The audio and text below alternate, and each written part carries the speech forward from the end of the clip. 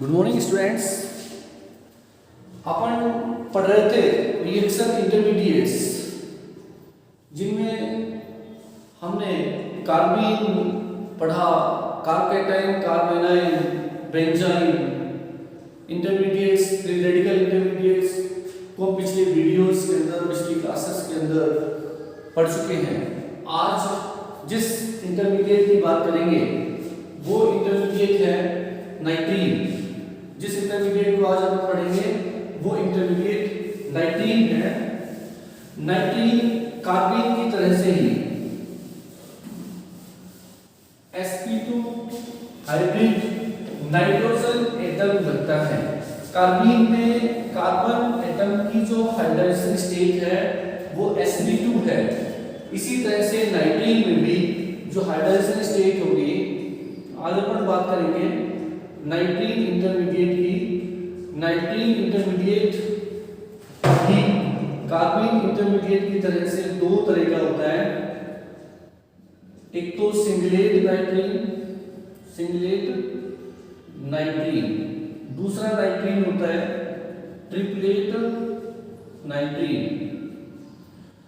Singlet नाइट्रीन और triplet नाइट्रीन, दो तरह के नाइट्रीन होते हैं, सिंगलेट नाइट्रीन और दूसरा नाइट्रीन होता है ट्रिपलेट नाइट्रीन। देखो नाइट्रीन, सिंगलेट और ट्रिपलेट दोनों की जो स्पिन मल्टीप्लिसिटी है, सिंगलेट नाइट्रीन में spin multiplicity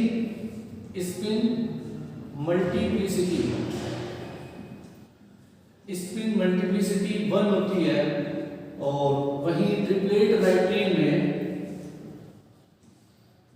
spin multiplicity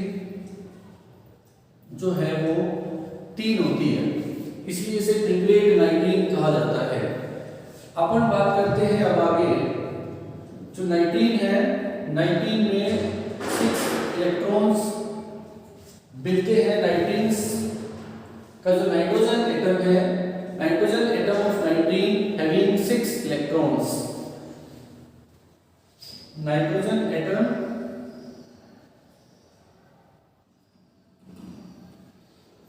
having 6 electrons,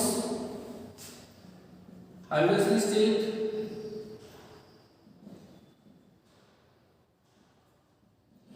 hybridization state of nitrogen,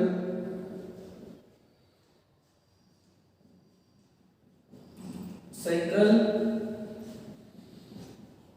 nitrogen atom is sp2।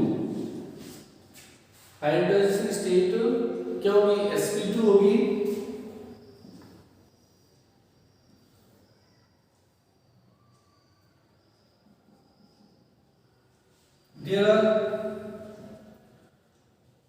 there are 6 electrons में से 4 electrons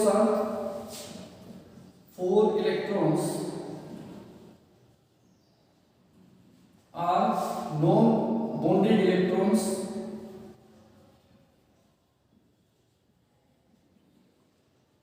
and left 2 electrons are bonded electrons।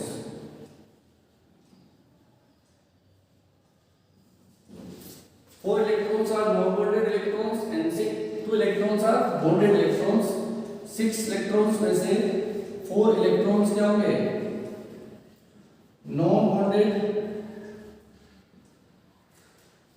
और 2 इलेक्ट्रॉन्स बॉन्डेड होंगे। 2 इलेक्ट्रॉन्स बॉन्डेड इलेक्ट्रॉन्स होंगे 6 में से। नाइट्रीन को 2 पार्ट्स में डिवाइड कर सकते हैं अपन, सिंगलेट नाइट्रीन और ट्रिपलेट नाइट्रीन।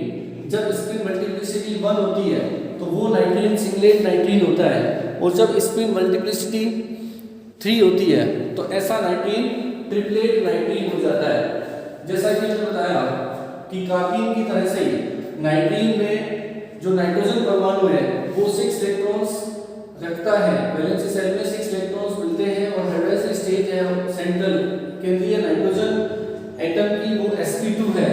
और इन 6 इलेक्ट्रॉनों में से 4 electron 4 electrons are non-bonded electrons, electrons are non-bonded electrons and left 2 electrons are bonded electrons.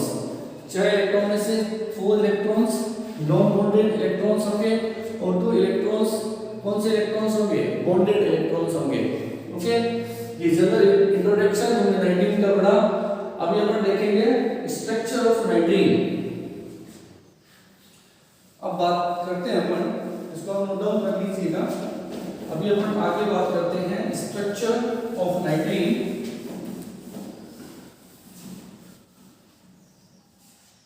नाइट्रीन intermediate के अंदर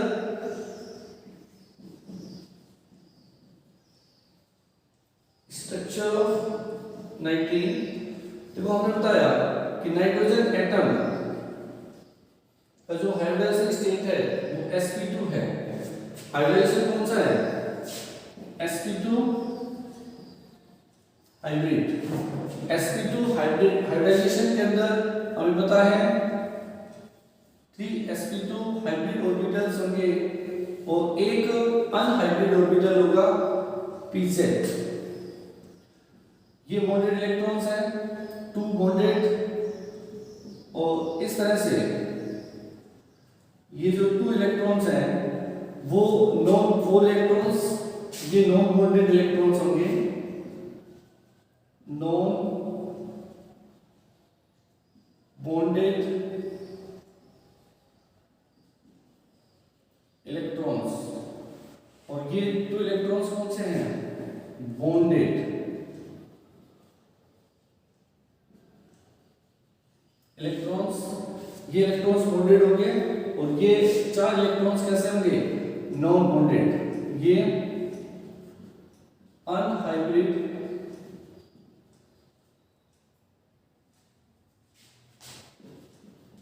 ऑर्बिटल। ये कैसा ऑर्बिटल है? अनहाइब्रिड ऑर्बिटल है।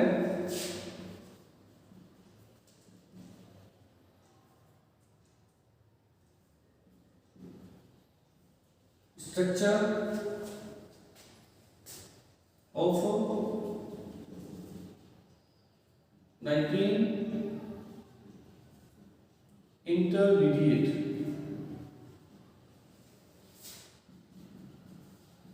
इसकी स्ट्रक्चर हो गई। अब देखो, जैसा मैंने बताया कि नाइट्रीन को अपन सिंगलेट और ट्रिपलेट में डिवाइड कर सकते हैं, तो किस तरह से होगा? नाइट्रीन, इसकी ऑर्बिटल स्ट्रक्चर देखें अपन सिंगलेट और ट्रिपलेट नाइट्रीन की।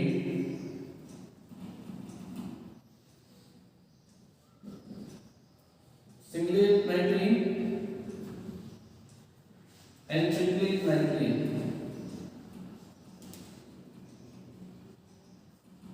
नाइट्रीन को 2 में डिवाइड किया, सिंगलेट और ट्रिपलेट नाइट्रीन के अंदर। जैसा कि मैंने बताया, सिंगलेट नाइट्रीन की जो स्पिन मल्टीप्लिसिटी है वो 1 होती है और ट्रिपलेट नाइट्रीन की जो स्पिन मल्टीप्लिसिटी है वो 3 होगी। तो सिंगलेट नाइट्रीन की जब हम बात करेंगे इस तरह से, ये नाइट्रीन जो है ये वैकेंट, यहाँ इलेक्ट्रॉन्स पेयर्ड रहेंगे, sp2 हाइब्रिड ऑर्बिटल, ये सेकंड sp2 हाइब्रिड ऑर्बिटल और ये थर्ड sp2 हाइब्रिड ऑर्बिटल। यहाँ पे ये बॉन्डेड इलेक्ट्रॉन्स हैं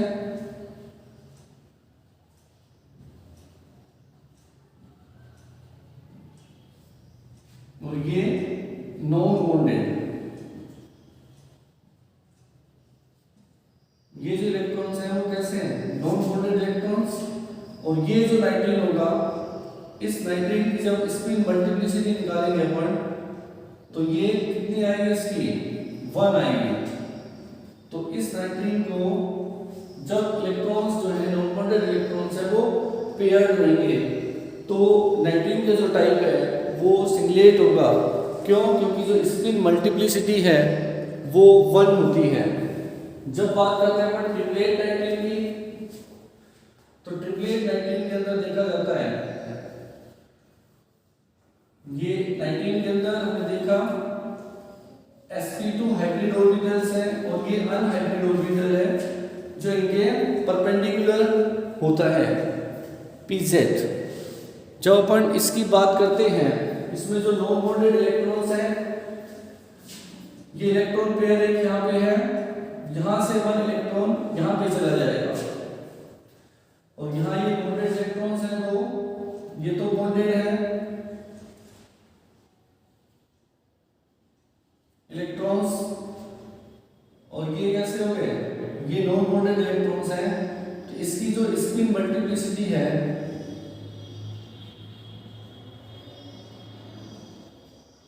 स्पिन मल्टीप्लिसिटी 3 मिलती है, और जब स्पिन मल्टीप्लिसिटी इसकी 3 हो जाती है तो ये नाइट्रीन कौन सा होगा, ट्रिपलेट नाइट्रीन का टाइप होगा। ये नाइट्रीन कैसा हो जाएगा, ट्रिपलेट नाइट्रीन होगा ये सिंगलेट नाइट्रीन, और ये कौन सा नाइट्रीन हो गया, ट्रिपलेट नाइट्रीन हो गया। और इस तरह से नाइट्रीन को अपन सिंगलेट और ट्रिपलेट में क्लासिफाई कर सकते हैं। सिंगलेट नाइट्रीन की जो स्पिन मल्टीप्लिसिटी है वो 1 होती है, और ट्रिपलेट नाइट्रीन की स्पिन मल्टीप्लिसिटी 3 होगी। इस तरह से नाइट्रीन को अपन सिंगलेट और ट्रिपलेट में क्लासिफाई कर सकते हैं।